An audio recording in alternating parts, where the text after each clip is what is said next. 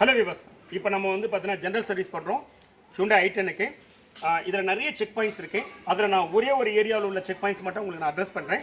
Rear வீலில் மட்டும் உள்ள ஒரு ஏரியா மட்டும் என்னென்னலாம் செக் பண்ணணும் அப்படிங்கிறத உங்களுக்கு நான் வந்து பார்த்தீங்கன்னா அட்ரஸ் பண்ணுறேன். இப்போ இந்த சைடு நம்ம வீலை கட்டிட்டோம், சரிங்களா? இந்த வீலை எதுக்காக வீலை கட்டிருக்கோம் அப்படின்னா, ஃபஸ்ட்டு வந்து பார்த்தீங்கன்னா இது ஃப்ரீயாக சுற்றுதா அப்படின்னு பார்க்குறதுக்காக. இதில் என்னென்னலாம் ப்ராப்ளம்ஸ் இருக்காங்கன்னா, பேரிங் போயிட்டுருக்கலாம். பேரிங் போயிடுச்சு நாய்ஸ் வரும், கடை நாய்ஸ் வரும், சரியா? இந்த மாதிரி வந்துச்சுன்னா என்ன ஆகும், உங்களுக்கு டயர்லாம் சீக்கிரம் போயிடும்.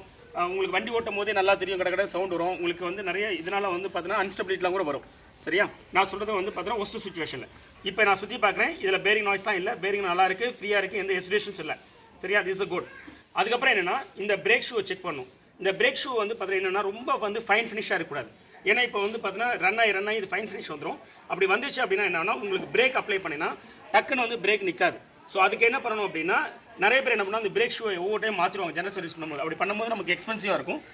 இப்போ நாங்கள் என்ன பண்ணுறோம் அப்படின்னா, அந்த குவாலிட்டி கிடைக்கணும், அதாவது பிரேக்கோட எஃபெக்ட் கிடைக்கணும், அதே சமயத்தில் பார்ட் சேஞ்ச் பண்ணாமல் இருக்கணும் அப்படின்னா, இந்த இதில் போதுமான அளவு வந்து பார்த்தீங்கன்னா திக்னஸ் இருக்குது அப்படின்னா, இந்த இடம் மட்டும் நாங்கள் வந்து பார்த்தீங்கன்னா எமரி ஷீட்டை போட்டு தேய்ச்சி தேவையான ரஃப்னஸ் கொண்டு வந்துடும். ஸோ தட் வந்து பார்த்தீங்கன்னா ஒரு புதுசாக நீங்கள் மாற்றுறதுக்கான ஈக்குவலண்ட் வந்து பார்த்தீங்கன்னா எஃபெக்ட்னஸ் கிடைக்கும், பார்ட் சேஞ்ச் பண்ண வேண்டியதில்லை. So this is one reasons.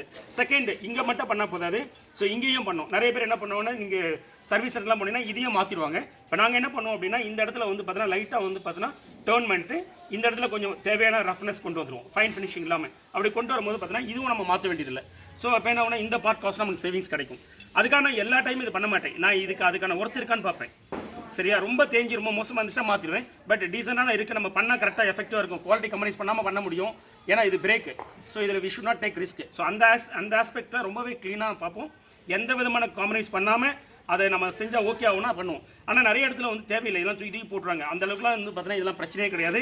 இதை கரெக்டாக வந்து நீங்கள் வந்து ரன் அவுட் பார்த்துட்டு லைட்டாக நீங்கள் வந்து பார்த்தீங்கன்னா ஒரு ரஃப்னஸ் ஃபினிஷ் கொண்டு வந்துட்டு இந்த இடத்துல எமரி ஷீட்டை போட்டு நீங்கள் ரஃப்னஸ் கொண்டு வந்தீங்கன்னா உங்களுக்கு வந்து பார்த்தீங்கன்னா புதுசு எப்படி இருக்குமோ அதே அளவு எஃபெக்ட் இருக்கும். There will not be any risk at all. So உடனே நீங்கள் நினச்சக்கூடாது இதை நாங்கள் டேர்ன் பண்ணியிருக்கோம், இதை தேய்ச்சிருக்கோம்னா இது வந்து பார்த்தீங்கன்னா இது குவாலிட்டி காம்ப்ரமைஸ் பண்ணுறது. No, there is no quality compromise, சரியா? நிறைய பேர் இதை சொல்லி என்ன பண்ணுறாங்கன்னா இதெல்லாம் மாற்றிடுறாங்க. அது உங்களை மாதிரி கார் உள்ளவங்களுக்கு வந்து பார்த்தீங்கன்னா ஒவ்வொரு டைம் இவ்வளோ ஸ்பெண்ட் பண்ணுறதுலாம் உங்களால் சான்ஸே இல்லை.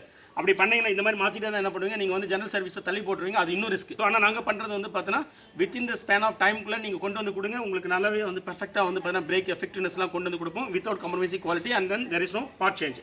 ஸோ இதெல்லாம் பண்ணிடுவோம். அது போக என்னென்னா, இந்த இடத்துல வந்து இந்த ரஃபாக இருந்தால் மட்டும் போதாது, உங்களுக்கு என்ன ஆகுனா உங்களுக்கு இந்த ஆக்ஷன்ஸ் இருக்கணும்.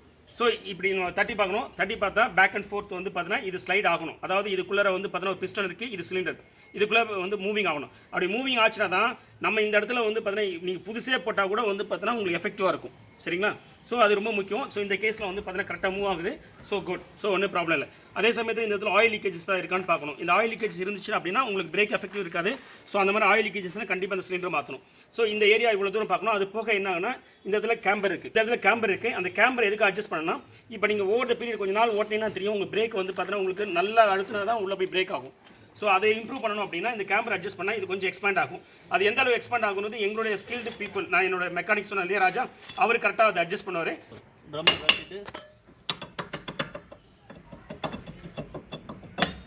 நம்ம இந்த சிலிண்டர் எடுத்து இதை வந்து செக் பண்ணுவோம், இப்படி மூவிங் ஆகுதான்னு, ரெண்டு சைடு ஜாம் ஆகிருக்கா, அந்த இது போல் ஆக்ஷன் ஆகணும்.